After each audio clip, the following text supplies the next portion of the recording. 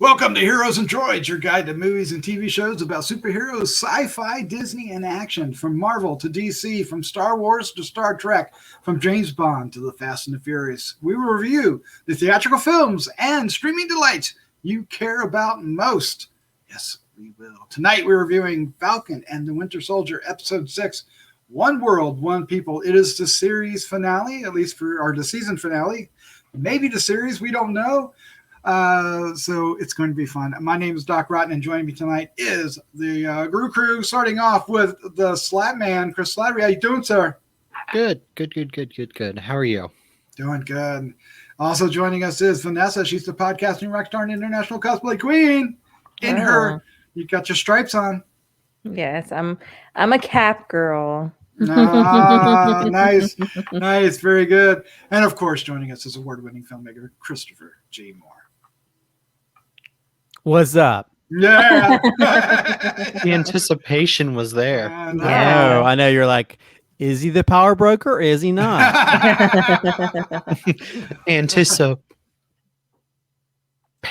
Yes. All right, we'll let you have that one. All right, what we're going to do is we're going to give our first impressions about the finale. During that, we will not go into spoilers. Then we're going to talk about the show. That we will go into spoilers, and then we'll wrap things up with our final thoughts, our score, and our favorite scene. But let's take a look at what we're talking about tonight. We are talking about the Falcon and the Winter Soldier, Episode 6, One World, One People. It aired on April 23rd, directed by Kari Skoglund. She directed all of them, written by Malcolm Spellman and Joseph Sawyer. The cast, the synopsis is as the Flag Smashers escalate their efforts, Sam and Bucky take action. And if you look at the poster there, we do indeed get the Falcon as Captain America. I guess the Falcon is no more. He is Captain America, and he says that in the show. Small spoilers there. We can't deny that one. Got to go with it because we've been waiting for that all episodes, and we got it. But let's find out what we thought. Did they deliver? Did we get answers to our questions? Do we get questions that we want to have answered in the future? All that and more. Let's find out. Slattman, you, sir, are up first.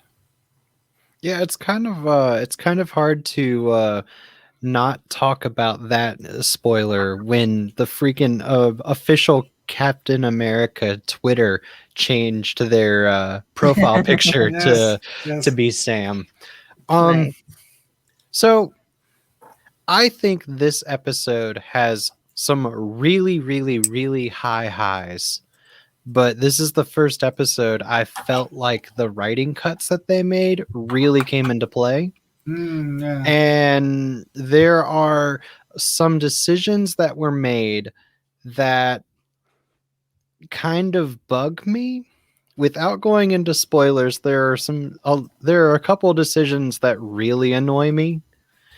But all in all, I think it's a great episode. I think the what we got was very entertaining. It was very rewarding, and the highs of this episode vastly outweigh the annoying and lows that I feel like it has. And I don't really think I can get too much into those lows without getting into spoilers. So we'll get to that later. So suspense is killing me. I can't wait to hear what the lows are. All right. Also, let's head up to Vanessa here. What was your first impression of Episode 6? I thought this episode was awesome. I can agree with Chris that it definitely felt a little disjointed at times. The first time I watched it, especially the second time, not so much because, I knew what to expect. But I loved Sam. I loved Bucky. I loved John Walker's story arc in this. Probably one of my favorite things outside of Sam, really. The message that you get, some of the ways that stories were wrapped up were just really, really great. Some really fun things with characters we weren't sure we were going to see again. Some super, super surprising choices that make me question things that we're going to discuss later. But overall, I thought it was a great way to wrap up the series that we got. I've had so much fun with this series. And honestly, I just really, really want more. I found myself at the end asking, like, can they just like be roommates now, and we keep following them around, please? Romance! Yes, because I want that. But yeah, thumbs up from me. Thumbs up. All right, Christopher, what about you, sir? Final thoughts? No, not final thoughts. Not final thoughts. Give us your first impression. Wow. We're not gonna let you talk other than final thoughts. That's how you get Chris. How dare you? I don't. It's like you skipped my arc altogether. Oh no, that never happens.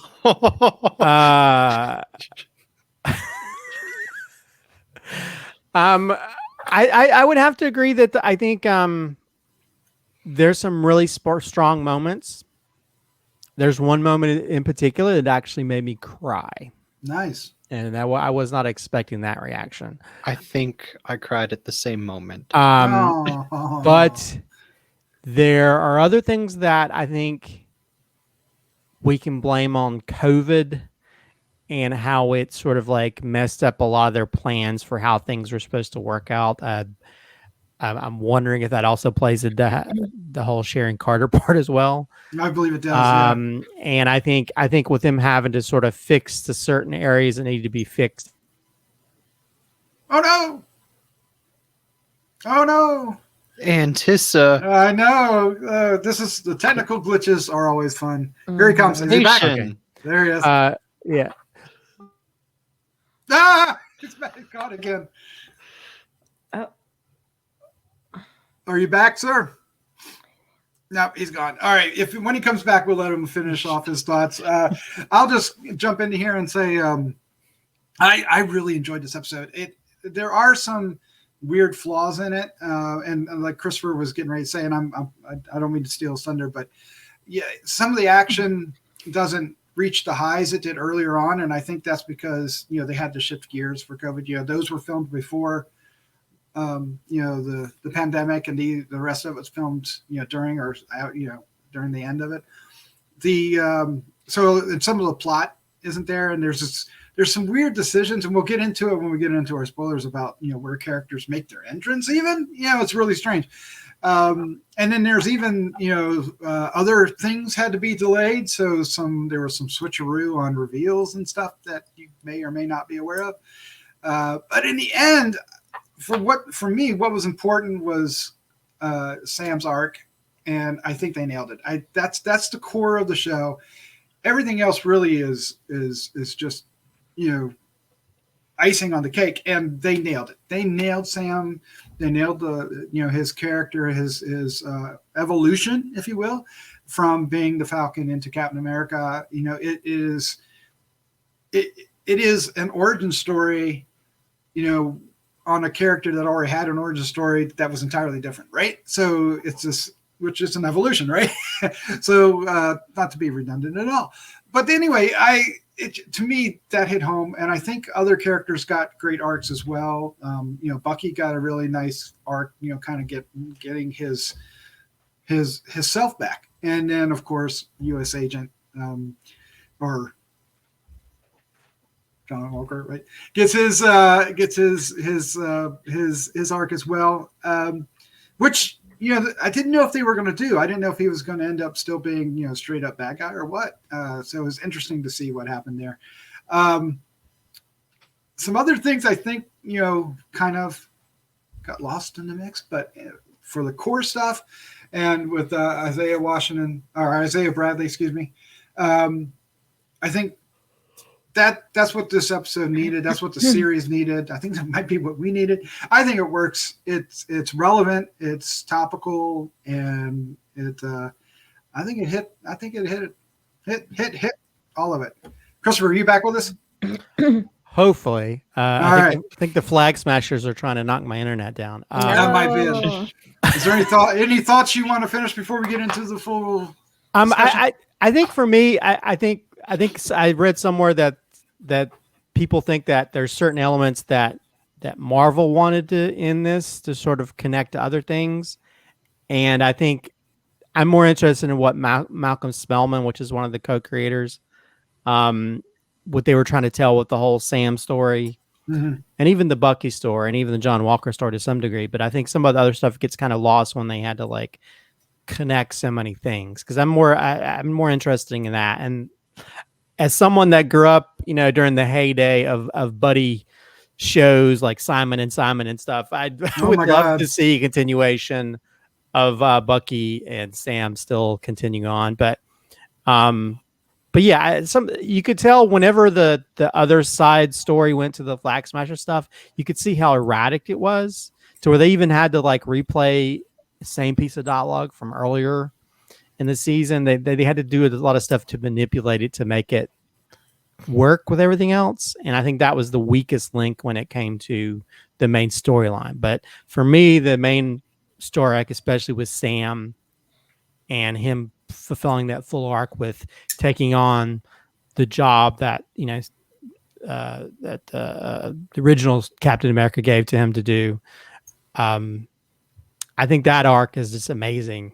And I could see what they're really going with, because when it gets to that major thing at the very end, where we have a resolution with Isaiah Bradley's character, that's when I was like, oh my God, I'm crying. This is so emotional. Cause I think that was the one, to me, that was the main arc I was actually more concerned about. I hope that they fulfilled the arc involving his character, who's been the person that's like been through so much compared to everybody else. Oh, you got, you know, when he goes in and sees a statue that Sam had put in place. So yeah, I think it's great, and I think it just had weight and relevance, and to me it makes this Captain America the Captain America we need for this age. I'm happy that they changed it on Twitter that to the new Captain America. So I mean, and I think a lot of people are too, and I think they recognize it because they did announce we're getting a Captain America 4 with Sam Wilson as Captain America, and Bucky was, I think, recently said he's going to be in that too. There's a whole bunch of different rumors about what the storyline is going to be. Serpent Society is the one I hear the most, but I have no idea. I don't think the writers know yet. Yeah, they don't know, but I'm happy that they're going to, you know, yes, I want more of the TV show, but I'm happy that they're taking the character, you know, straight up MCU and into the, you know, full-fledged movie. Because it's great. I mean, you think about it, in, you know, in the next few years, we're going to have Blade, another Black Panther, and Captain America 4 with black leads. So that's absolutely brilliant. And a newly announced Ironheart on TV with Iron Man on Disney Plus. So. Yeah. So, but yeah, although I would love to see a Bucky White Wolf movie too. Yeah. Everyone is saying that the sequel to Falcon and the Winter Soldier needs to be Captain America and the White Wolf. Ooh, that would be better. I would love that. They gotta change his name. He's not the Winter Soldier anymore. No, not really. Oh, well, you know, maybe Wakanda needs to give him a new outfit too while they're at it. Although bright white arm. Although, could we give Sam a helmet? Because I feel like that's why he's always got to throw his shield into the windows so he doesn't cut his head open. That was so badass. No, okay. His head anyway. That was badass that he throwing it and catching it in the air. I love it. I'm just saying that, like, that the one area you probably need to worry about is getting a cut into your head, and so I think that'd be the only thing. It's a great design, but it might be a flaw.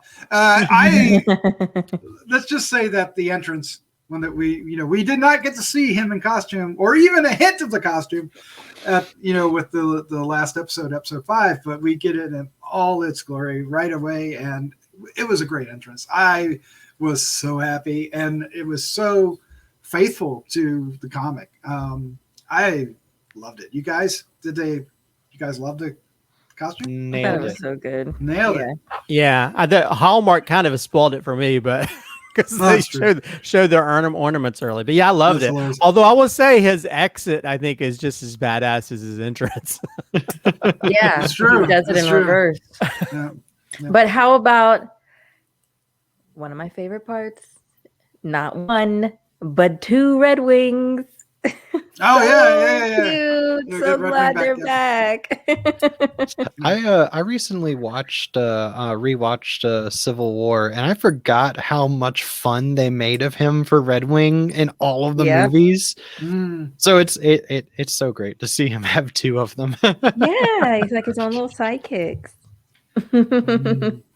Well, we got to talk about John Walker a bit. We saw him at the end of the last episode making his own shield. He shows up and just joins the battle. Did this work? Did it feel forced? What do you think, Slattman?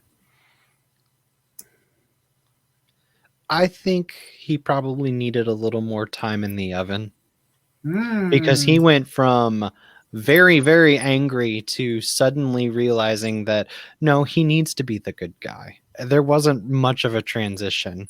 However, what he was in, like, if you just took this episode and you ignored like the teaser we got in the last episode, and like he was great in this episode. I think what I'm trying to say is, from the runtime that we had, in the time that we had just in the last episode, I really liked what they did because it was a good resolution. But there was a missing piece between episode 5 and 6 that I feel like got cut somewhere. I hear what you're thinking, Christopher. You're as a writer, is there a missing piece? Is he on the mark here? Is there maybe some motivation for this character to chill out and join the team? I think the difference here is that we've had a little bit more time to sort of like to roast on the stories of Sam and Bucky, and I think with John Walker, it does seem to be very quickly to where one episode he's bashed the guy's head in, and the next minute he's like, "I'm back." so it did feel a little bit rushed, but at the same time, I think we do have those moments where you could sort of see that switch, where he's like he's on for vengeance, and then I think when he finally throws away his shield, which is just a lesser version of the Captain America shield, and just like I'm going to depend on myself instead of those type of things. You can see that, but I don't know. I do feel like it. I don't feel like it was fully earned, in my opinion, but I don't know what all went into them creating this. If some of his stuff was maybe cut out, but I can sort of see those pieces that are probably missing there that kind of fills it all in. But you could sort of see that arc, but it does feel like kind of weird to where like he's struggling and acting all crazy. The next minute's like, yay! like he was gonna jump up, like I'm back, and that felt a little bit weird, because he is sort of in that weird gray area. But at the same time, I'm also interested to see where his arc goes from here. Now that he's that U.S. agent. Like, what is this new? What are they building? Are they they're going to get people from the little floaty jail and get those people. The raft. Thunderbolts. No, I love John Walker's story arc. Like that, to me, I thought was great because from them putting the medals on the inside of his shield so that he would see those medals whenever he's fighting to inspire himself. Back to him, making that decision to choose between going after Carly or saving those people. It goes back to the conversation that he had with, Shatterstar, saying, imagine how many people we could have saved if we would have had this, when they were at war. So you think, well, that's what's going through his head. What's more important, saving lives or getting revenge? And he makes that choice, which is the redeeming choice to try and save those people, and I just think that that's something that I had we not been given that, me personally, I would have really felt lacking to just he's a psychopath. Clearly he's a psychopath, but that also doesn't mean that he's, doing it for the wrong reason, so to speak. You know, he's still American hero and he still cares about protecting lives.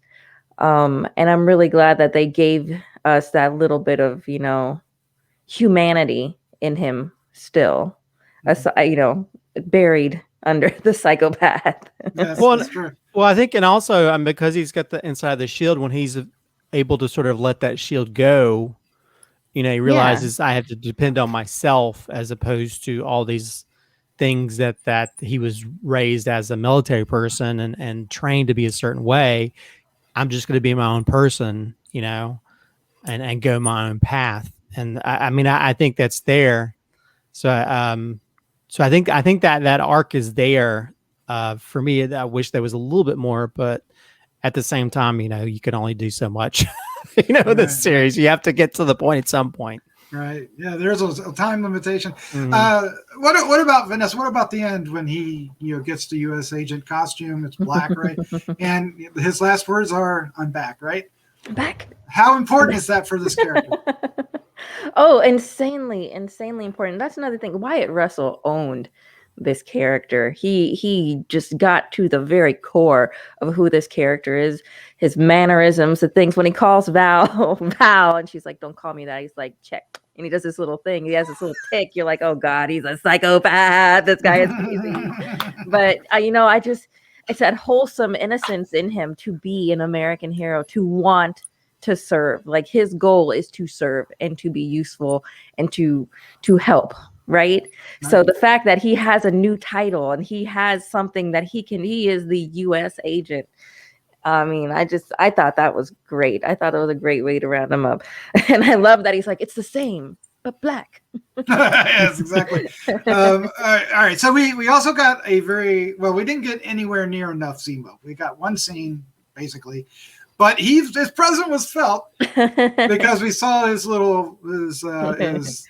butler dude. His butler dude His take Alfred. out. Yeah, his Alfred. His Alfred took out the bad guys, which was kind of awesome. I'm just saying, even behind the scenes.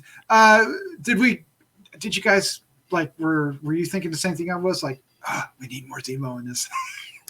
Thunderbolts. Well, I love me some Zemo in this series, Yeah. and I really hope that he continues on in some way or fashion, whether it be Thunderbolts, because regardless of him being in sort of a psychopath on his own merit, he still sort of has evolved into this interesting character that can be helpful in some ways to certain people. He's layered and complex, right? So it's not just a bland, black and white character. He's got layers, and he's a little bit on the gray side, but he's darker gray than lighter gray, right? So yeah, but was he wrong? Well, that's the thing, is that's makes the best bad guys, right? Was he wrong about Carly? Well, and I think that's always the point. I think a lot of people point out, like, Thanos, he did some horrible stuff, but he also had certain. I mean, a lot of the villains usually have that sort of that interesting side element to where they, in their mind, they think they're doing something that's right. That they're righting some kind of wrong in the universe. When you talk about people who've lost family members or lost their whole world, where they lived, like Zemo did. I mean, what are you going to do in regards to that? So, and I think that's the thing where it's not like some evil dude who's just fun to be evil. This guy, he does have a good side to himself, and he feels like he's doing something for the right. Even though he's killing these super soldiers people, he's trying to. He knows that they're just, he helped create that or helped to spawn that, and he needs to like get rid of it for good. Yeah, he has a belief system, and you can understand that. So that, all the best bad guys are like that. The only ones that get around it are like Joker, right? Joker's the only one that's like, he's just complete evil, and who knows? But although I do find it funny that his little butler dude wears gloves when he's like setting off the explosion, just to flip just in case. I guess Yeah. not to get his fingerprints on the actual bomb activator, I guess. Well, but I the just last think time we saw him, he was like so feeble and like all like you thought he was about to die, and now he's like blowing people up. I know in he's his blowing up car. people, and you do have that similar moment, like like the whole what the hell when the bad guys they whispered into your ear Hell Hydra. Hell Hydra, that the new Hell Hydra is like one world Yes. thing, which is these hidden people that are just Creepy. similar but supposed to be on the good side. So Yeah, it's hard to tell. Didn't Right? work. All right. Well, we got to talk about Sharon Carter. We got the reveal. We got the reveal that she is the power breaker.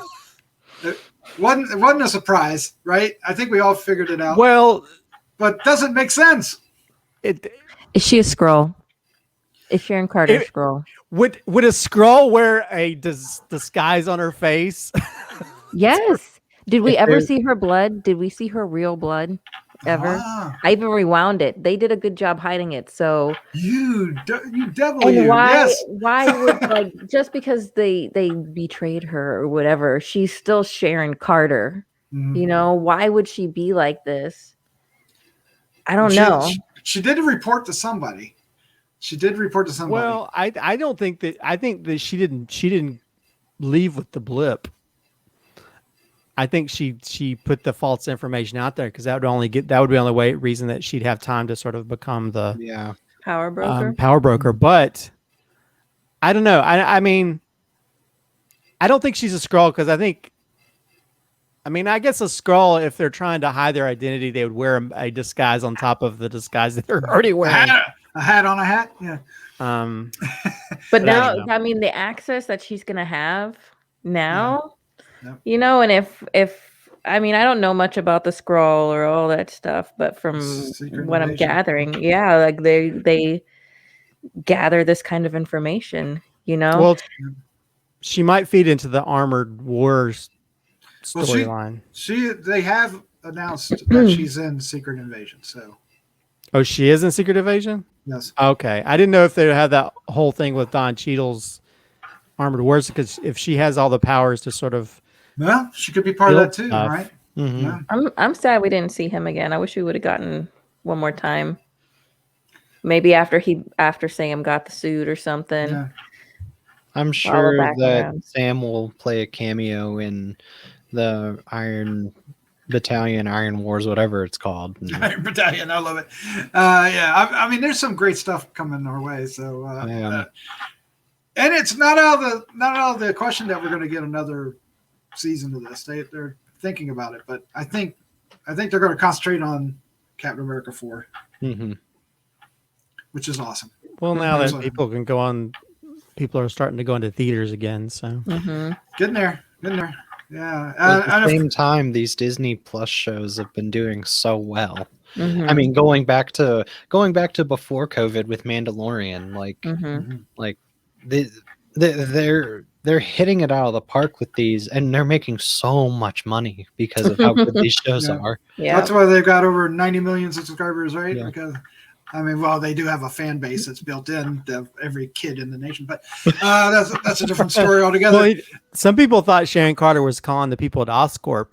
Now that they, which could be, because if you see those little gas things that they threw into the thing, looked a lot like the Green Goblins. Isn't Norman Osborn the bad Iron Man? He is in the comics. Yes, he becomes the Right? Dark Avenger, right? So, And you're right. She did say mercury. Oh my God.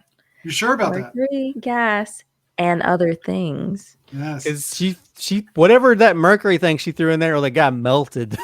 Yeah, and You know, other things. I didn't think about that. And the rumor is that Green Goblin's going to be one of the, or Norman Osborn at least is the big bad in Spider-Man No Way Home. So, and that who bought the Avengers Tower, right? Which we were hoping it was going to be the Fantastic Four, but it might be Norman That would be Osborn. so cool. So it would be interesting to see what happens. I didn't think about that. We got a lot coming our way. And of course, there was also the big deal with Sony where Marvel and Sony made a deal that now all the Sony films can come over to Disney starting in 2022. So you will get your Spider-Man films, and Venom and other MCU films will appear on Disney Plus. Do you think they're going to put the non-MCU ones on Disney Plus, or are they going to put those on Hulu? What are the non-MCU ones? Venom, the old Spider-Man movies. Well, I think the Spider-Mans are definitely going on Disney Plus. All the Spider-Mans, and the old ones, and especially after Spider-Man No Way Home, right? Okay. Right? Makes sense? Yeah, I think the R-rated ones are the ones that'll be kind of iffy. Venom's going to be the tough one, and of course Morbius, who knows? But they're doing this weird. The Wolverine movie kind of came and went on. I don't know. That's a different podcast altogether. We'll get into that later. But let's go ahead. Well, is there any, before we wrap up, is there any plot element or something that we need to talk about how Carly went from like seemingly 0 to 100 back down to 3, then back up to 100 again, like in the span of this series? What, as far as power? Or just in her crazy. Oh, her crazy. Yeah. Well, keep in mind she's young, right? Isn't she like a teenager? I think they allude to her being a teenager, so it would kind of make sense that she would be that like misguided. But I think part of the problem is, and I think this is another thing that was cut or reworked because of what they had to do because of the change in the story because of COVID, is it seems like even though she had a couple hints of being that extremist throughout the entire series, it seems like there was no real transition from her from her followers thinking, oh yeah, we're going to follow you no matter what, to starting to question her. We didn't really get that naturally, I feel like. So the moment where she sits there and in this last episode and says, you're either with me or against me, I can't remember exactly what she says, but she gives a little speech to all of her followers, and she's like, and like every one of her followers has that look of, should I be doing this? Should I not be doing this? I don't feel like that moment was really earned. Yeah, they were forcing the doubt, right? Yeah, they were forcing the doubt as opposed to if we got another episode or two to let that grow naturally, because they were heading in the right place, with her blowing up the building. Mm-hmm. But from there, there wasn't really any more escalation other than blowing up a building. Okay, we're gonna go and take these hostages. No, we're just gonna kill these people. Yeah, but she also plotted to have Falcon killed by the Pierre guy. So I don't know. I think they planted the seeds pretty well of her becoming kind of completely disconnected. And I think what brings her back, like you're saying, the up and down and up and down and down, kind of right before she's about to kill Falcon, is Sam. I think had it not been for Sam, she still would have been like, kill everybody. Go. But I think Sam was kind of the catalyst to make her want to stop until she made the choice, right? You got to go one way or the other, and she chose the other. Well, she was also being manipulated by people like the power broker as well. So, yeah. But yeah, I think a lot of that stuff probably has to do with all the changes they had to do because of COVID. I think we might have lost a lot of that backstory or build up. And I think that moment really lost a lot of oomph. The moment where all of her followers really have that realization of she's gone too far. Everything past that point, I feel works naturally, with Sam, like you were saying, Vanessa. But I don't feel like that specific moment was really earned very well enough. Yeah. Yeah.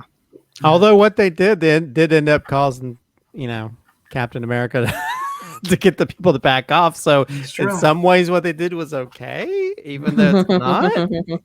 Yeah, it's weird. I think the battle with Batroc was a little cut too. The Pierre guy, as you called him. Isn't it his name like George St. Pierre. Well, it is. No, you're not wrong, but it's just Patrock is the character. He's the leaper in the comics. The French guy.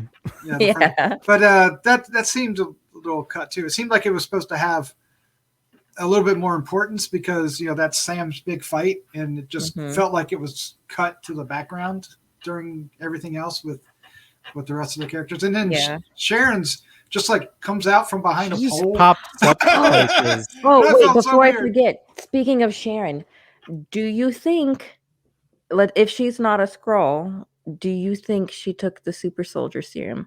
Because in hindsight, remember when she was kicking all that ass when they were inside the container? Oh, yeah. Like, yeah, you could do that. But then she also just got shot in the stomach and is like walking it off. So, that leads more to Alien than Super Soldier, because Super Soldier, when you get shot, you still. Well, she's got bleed, and she did bleed, but she's got that Peggy Carter DNA. Peggy Carter was pretty kick-ass in her time as well. That's just another thing that like popped into my mind, because if she had access to it, or she was the one having it made, like, did she take it? She could have gotten it before it got stolen, right? It's not. It's well, a good theory. I think they just need some super serum on her story arc. I think that's what we needed. Something to another reason for Zemo to break out of prison. And yes. Well, I'm just thankful we got her, because I thought she was great. Even though the arc didn't really live up, I thought it was fantastic having her in the story, and it was much needed regardless. I just felt like it didn't flesh out as much as they wanted, but I think they laid the groundwork that they can really build on it. So I don't think it's a total loss in that respect, that whenever she appears, whenever and wherever she appears next, I think they're going to make amends for what we're talking about. I think they're aware. They have to be, right? Well, hopefully they give it a little bit more focus on it. I think her part also got messed up because of COVID. So hopefully once everything gets a little bit to normality, when they can tell stories properly, they can give her a little bit more justice, because she's like a whack-a-mole. She just pops up in all these different places, and you're like, what? How did she show up there? What? Yeah, she's the power broker? What? I hope they will. Do you think the vials that were being made in the lab were actually originally supposed to be super soldier serum? And do you think it was supposed to be a viral weapon? Oh, you mean before they changed it? I think from what I understand, it was supposed to be. There was supposed to be like, because that truck that in the very beginning that Bucky and them goes into, it was supposed to be like the vaccine for whatever this pandemic is. So that makes me kind of wonder what element of that was, if they turned it into something else. But I don't think so, because the character actually is in the comics as part of what he's doing here. So gotcha. It makes sense that that's what they were doing, and that it's part of it. Now he could have been doing both, right? And it was well, I do know that her mom was supposed to have a bigger part, and part of that was her trying to save her from the pandemic. Right. So I really hope that they release extra stuff with a more of explanation of how this all happened and the stuff that they discarded. I would love to see that, because I think just avoiding that, it's kind of sad to help people understand why things turned out the way they did. Even though it turned out well, there's still some missing. It feels not quite whole, right? It's not terribly so. I mean, it's still, to me, a great success. But there's this like nag there. All right, well, we need to wrap things up. What we're going to do is give our final thoughts, our score 1 to 5, and our favorite scene. And I really want you guys to talk about, did they succeed? Did they deliver?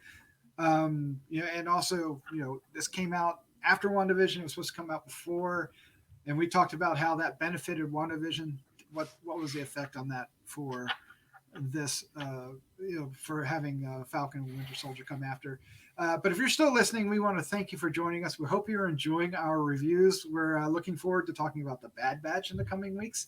So we hope you stick around and do that. We look back. We did do WandaVision and both seasons of Mandalorian, so look for those. And, we did other movies as well. We got what Black Widow is July, I think, right? July. So be coming up in the next few months, and we'll definitely be talking about that and many other films. So stick with us, and if you'd like to help us out, the easy thing to do is hit the subscribe button or share with a friend. All right, let's dive into this. Slattman, you were up first. What is your final thoughts, your score, and favorite scene? So while it seems like I've been kind of negative throughout a lot of this episode, I did really enjoy this episode. I do think that the positives really outweigh the negatives that I've been talking about. Everything that has to do with Sam and Bucky, like, just A plus. Everything that has to do with Isaiah Bradley, A plus plus plus plus plus plus plus plus plus. I think the story that they went out to try to tell was great. And the inclusion of John Walker was fantastic, and I loved, even though I felt like there was something missing in his arc, I love the conclusion of his arc, because he really is that anti-hero, just similar to Deadpool, but without the same mouth.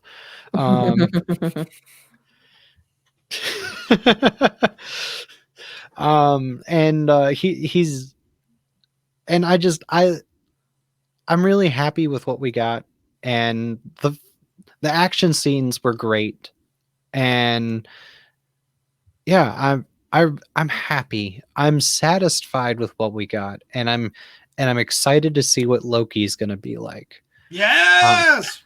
But apparently Loki is gonna be like WandaVision, and it's gonna tie heavily into Doctor Strange. So I think Falcon and the Winter Soldier is the odd man out in these Disney Plus stories, and will tie into completely other arcs that will all tie together eventually. Yes. My favorite scene is probably the scene that Christopher was going to take, so I'm sorry. It's the scene with where Sam takes Isaiah to the to Isaiah's portion of the Captain America Museum. That scene, I feel like, is Sam Wilson perfected. It is everything that Sam Wilson is and his Captain America stands for, and it's excellent. Yeah. And for score, I'm gonna give this one a 4.25, 4.5. 4.5. 4.5. Excellent. It had a bumpy landing, but it did end up sticking the landing. There you go. I like that. All right, Vanessa, you're up next. What's your final thoughts, your score, and favorite scene? Well, I'm going to piggyback a little bit off of Chris and say that's a great favorite scene. They gave him his legacy back. You know, he's no longer erased. He has his name and his legacy back, and I thought that was beautiful. I thought they did a fantastic job with this series. You can tell there's some issues that they had when they were filming this series, and some things play out during it. But overall, I loved the message that we got. Sam's final speech is so fantastic, and it means so much. And you know, when he's talking to Isaiah in the backyard, he's like, "So Black Captain America, huh?" He's like, "You damn right." And like, that's just awesome. I love Anthony Mackie's portrayal of this character as being a Southern Black man, because he feels like a relatable character, someone someone that everyone can be like, that's a good guy, and then someone that can be a face of people that he just did such a fantastic job in this role. I'm so glad that he gets to be Captain America and that we're going to see him in future roles as this. There's so many amazing scenes. There's like so much that I want to say about it still. One of my favorite funny moments is after Sam gives this speech and he goes up to Bucky, and Bucky's like, "Sorry, I was texting. All I heard was a black guy, stars and stripes." immediately cuts the emotion of that speech that he gave. But it's classic Bucky, right? And their whole relationship the whole time was just absolutely wonderful. I thought John Walker's story arc, giving him that slight bit of redemption there at the end, was just so great and needed. And I'm glad that he got to have that and still be, the American hero that he is. And then whatever happens now is on him, right? Yeah, it is. It's all on him from here on out. Yeah, I had a lot of fun. I can't wait to see more Zemo. I can't wait to see more Sharon Carter. I can't wait to see more of these characters. I was just reminded the other day that we are going to get Hawkeye. That's so right. yeah, which I feel will probably fall more in the vein of this than the other ones that we're getting, maybe less magic. Find out what happened between him and Black Widow when they're in Budapest. But I loved it. Absolutely loved it. I'm gonna give it 4.5 as well. And my favorite scene, it's difficult to pick because there's so many really great scenes, so many emotional moments. I absolutely love the picnic at the end that they have, the cookout that they're doing, and Bucky being the everybody's favorite uncle, and there was his arm out with the kids hanging on it. Yeah, and the music, the song that they chose, and the vibe, everything was just so good. But I think my favorite scene is it's kind of a group between all of them. You have Bucky fighting on the ground.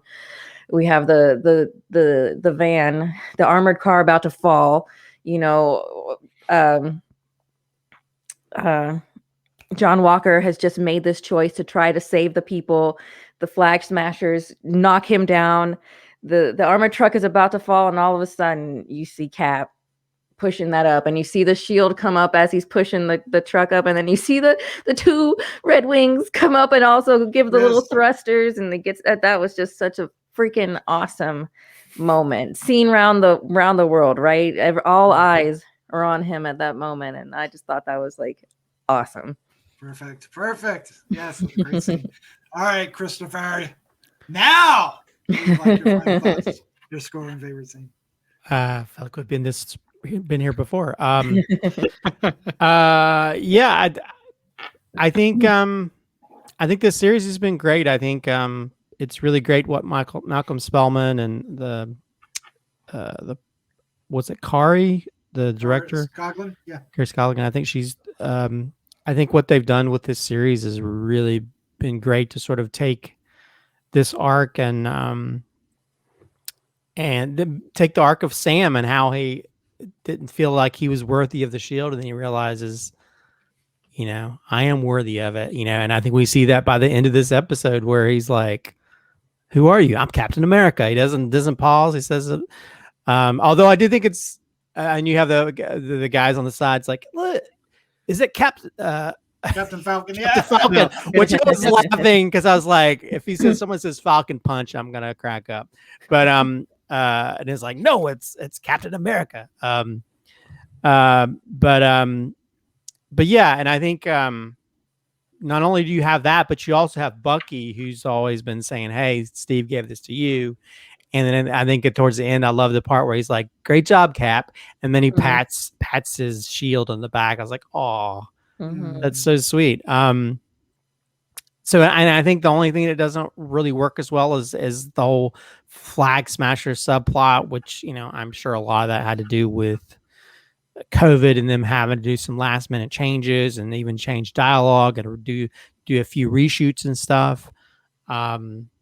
That doesn't necessarily work as well as the other. But I think once we get to not only the resolution of Sam, resolution of Buck, and then resolution of Isaiah Bradley, Chris,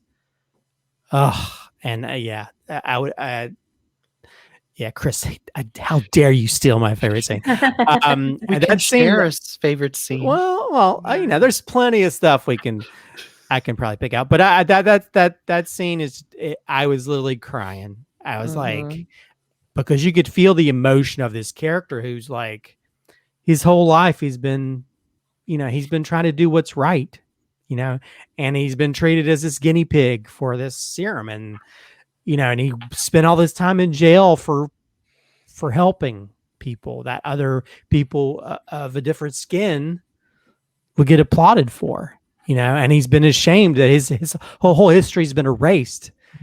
And finally for Sam to sort of get to that point of like, I'm accepting who I am. The world needs to know what he's done and needs to celebrate him. And I was like, oh, when they took it that thing, I was like, oh, I need an extra box of tissues for this. Nice. But yeah. And I think it's just and I think that's the strength of this series, is to not shy away from the racist aspect of our world and of the world of these comic book characters, and make that integral in how you can, even though life is tough and the people are going to shit on you and do all kinds of things, you can go, you need to be a role model for other people. And I think him stepping up, he fulfills that role model of continuing on what Steve Rogers did, as being this upstanding citizen who's trying to do what's right and trying to talk through things and not try to be as violent, but still stand strong against those who stand against you. I mean, there's some really beautiful moments, like the moment when he's carrying her dead body, he flies down like an angel with his wings and stuff, and I love how like those things where you saw him practicing, he does those same flips when she's coming at him and stuff. He wasn't just doing that just to be, oh, look how cool I can do flipping in the air. No, he's doing that as sort of, he's always got to be on the defensive with certain people, because he doesn't necessarily want to go like other people like John Walker, or he's just going to kill people sometimes for the sake of killing people. So yeah, I think it's a wonderful episode. It has its flaws mainly because of the subplot, but I think everything else definitely overshadows it and still makes it shine. So yeah, I'll give it a 4.5 as well.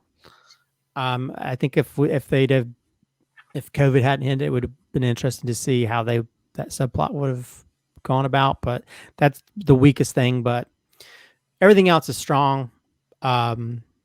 And it ends in a way to where like, I want to see these two guys continue on their little bromance. And although, he's probably got to make sure his sister doesn't get near Bucky or Uncle Buck. Also the whole subplot with Sharon Carter, it's like, it's like, who's the power broker? It was Sharon Carter all along. So I just, that whole thing of just like it. Yeah. I feel like they kind of, it was kind of interesting to see her different, but I think they should have given her a little bit more subplot, and hopefully maybe we'll see her in other stuff where they can do a better job, because she's always been a badass character, just like your mom.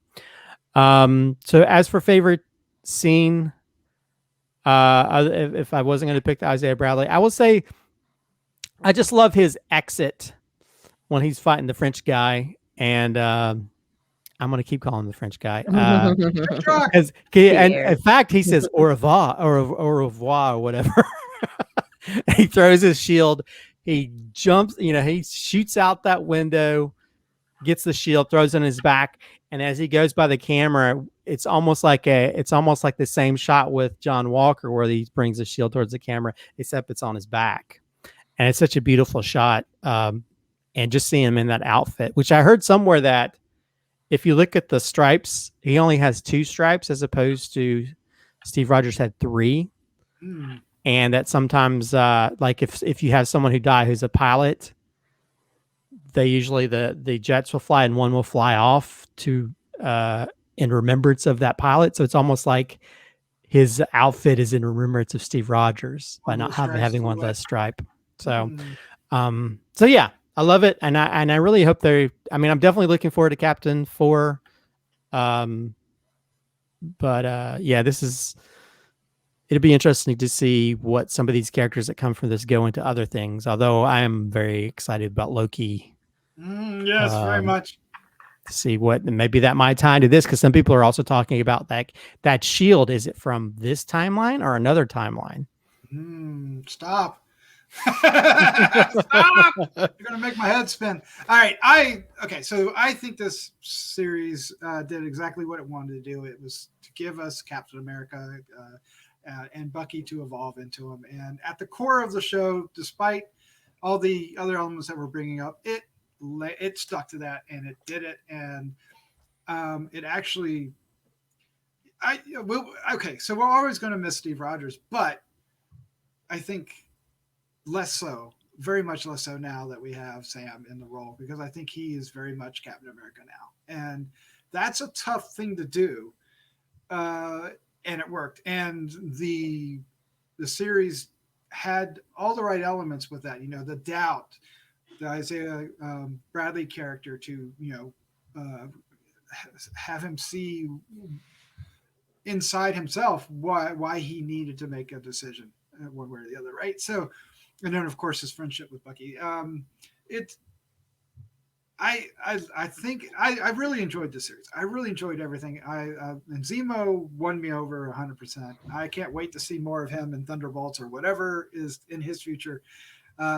He is far more interesting in this series than he was in Civil War. Although I liked him in Civil War, he really they really colored his character in quite a bit here and gave it depth and complexity, right? I was saying that, it's not a clear-cut character. This character has, what does Shrek say? Or is it donkey? Layers.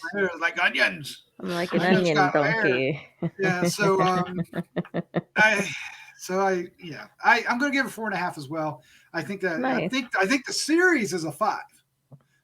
I really do. I really think this. I'm so happy with this, and yes, I'm looking forward to Loki so much. I'm looking forward to Hawkeye and She-Hulk and Moon Knight and Ironheart, all the other ones that they're going to be doing. It's if they can keep this up, it's what an amazing time, what an amazing opportunity. It really gives us a chance, like they promised, to kind of step in and give us a little bit more depth to these characters, and the payoff is wonderful.